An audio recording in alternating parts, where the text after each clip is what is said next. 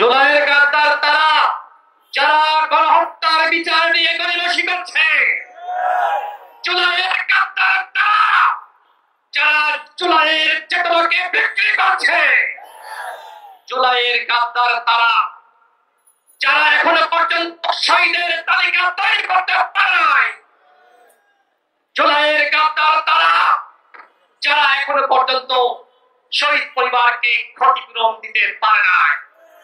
এই সরকারের উপদেষ্টাদের মধ্যেও জুলাইয়ের গাদ্দাররা রয়েছে, যারা আওয়ামী লীগের নিষিদ্ধের ব্যাপারে জনগণের সাথে প্রহসন করেছে।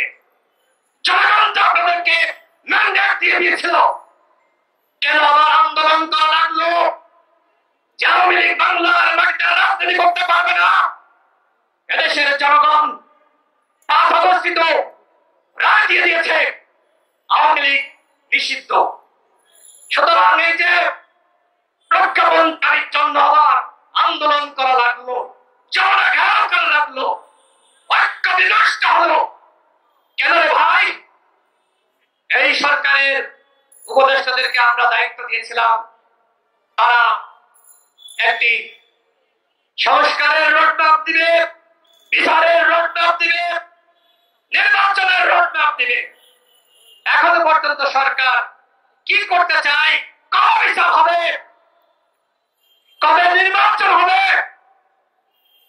কবে রাষ্ট্র সংস্কার হবে, এখনো পর্যন্ত তার পরিকল্পনা প্রকাশ করতে পারে নাই। রাজনৈতিক দলগুলোর সাথে জুলাইয়ের শক্তির সাথে আজকে যে সরকারের দূরত্ব, এর কারণটা কি? জুলাইয়ের সমস্ত শক্তিকে দূরে ফেলে দিয়ে কতিপয় কথিত মাস্টার মাইন্ডের পরামর্শে তারা সরকার পরিচালনা করতে গিয়েছিল, আর আমরা দেখলাম তাদের ব্যর্থতা। দেখেন 71-এর পরে আমরা দেখেছি যারাই আওয়ামী লীগে যোগদান করেছে, আওয়ামী লীগ করেছে, তারা হয়ে গেছে স্বাধীনতা সপক্ষের শক্তি। এই 24-এর পরে আমরা দেখছি যারা নতুন বন্দোবস্তের নামে একটি দলের সাথে যুক্ত হয়নি, তারা জুলাইয়ের শক্তি হতে পারে নাই। ধিক্কার জানাই এইখানে যারা আছে, সামনে পিছনে মঞ্চে, এই গণঅভ্যুত্থানের প্রত্যেকের অবদান রয়েছে। সরকার সেই অবদান স্বীকার করে নাই। সরকার যদি আমাদের এই অবদান স্বীকার করত, সবাইকে নিয়ে সরকার গঠন করত, তাহলে এই অনেক আমাদের দেখতে হয় না। সরকারের বয়স এখন 10 মাস। এই 10 মাসে সরকারের অর্জন কি? গণহত্যার ভিতরে সরকার কি কি করছে, রাষ্ট্র সংস্কারে কি কি করছে, নতুন বাংলাদেশ বিনির্মাণে কি কি করছে, তার জবাব দিতে আমরা চাইতে পারি না। এখন যখন সমালোচনা করা হয় সরকারের কতিপয় উপদেষ্টাকে নিয়ে, যারা ছাদের মান্দানদের জামিন করিয়েছে, যারা আওয়ামী লীগের লুটেরা নসরুল হামিদ বিপুল সম্পদ পাহারা দিচ্ছে, যারা আওয়ামী লীগের পুনর্বাসনের সাথে জড়িত, যারা রিফাইন্ড আওয়ামী লীগ গঠনের সাথে জড়িত ছিল, ওই উপদেষ্টাদের নিয়ে সমালোচনা করলে এখন বলা হচ্ছে যে আমাদের কার্যক্রমে বাধা দেওয়া হচ্ছে। এই উপদেষ্টা পরিষদ যারা গঠন করছে তাদেরকে এই অনৈক্যর দায় নিতে হবে। একটি জাতীয় সরকার যদি গঠন করত, তাহলে আজকে এই সংকট সমস্যা, এই অনৈক্য হয় না।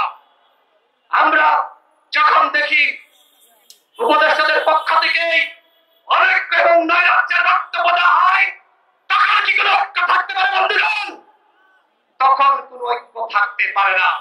আমি বক্তব্য শেষ করব, তার আগে সরকারকে বলবো, যদি গণহত্যার বিচার, রাষ্ট্র সংস্কার করতে চান, জাতিকে আবার সুস্থ নিরপেক্ষ নির্বাচন উপহার দিতে চান, তাহলে সবার আগে যেটি দরকার এই উপদেষ্টা পরিষদের সংস্কার।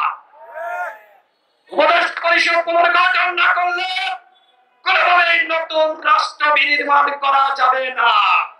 এখানে অসংখ্য অযোগ্য লোক রয়েছে, অনেকের মাস্টারমাইন্ড রয়েছে, তারা ইতিমধ্যে জুলাইয়ের সমস্ত শক্তির সাথে অনৈক্য বিভাজন সৃষ্টি করেছে। এইভাবে বন্ধুগণ রাষ্ট্র চলতে পারে না। সরকারকে বলবো, সবাইকে ডাকেন, আলোচনা করেন, আলোচনার ভিত্তিতে রোডম্যাপ প্রকাশ করেন। সরকারের মধ্য থেকে আজকে মিষ্টি মিষ্টি কথা বলছে, আজকে মানবিক করিডোর নিয়ে চক্রান্ত চলছে, আজকে চট্টগ্রাম বন্দর নিয়ে চক্রান্ত চলছে, আজকে সেন্ট মার্টিন নিয়ে চক্রান্ত চলছে।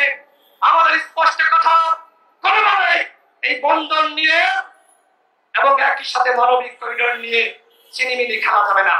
জনগণের ম্যান্ডেটের বাইরে গিয়ে কোনো সিদ্ধান্ত নেওয়া যাবে না। সর্বশেষ কথা বলবো, আমাদের এই যে তরুণরা, যুবারা, যুবায়ের মুসাদ্দেকরা, ছাত্রীরা যে আন্দোলন করছে, এই আন্দোলনের সাথে আমরা সংহতি জানাই। জুলাইয়ের কাপ্তান ছাড়া সবাইকে নিয়ে নতুন ভাবে ঐক্য তৈরি করতে হবে এবং সরকারকে বাধ্য করতে হবে রাষ্ট্র সংস্কার, গণহত্যার বিচার এবং একটি অবাধ সুষ্ঠু নিরপেক্ষ নির্বাচন জাতিকে উপহার দেওয়ার জন্য। এখানে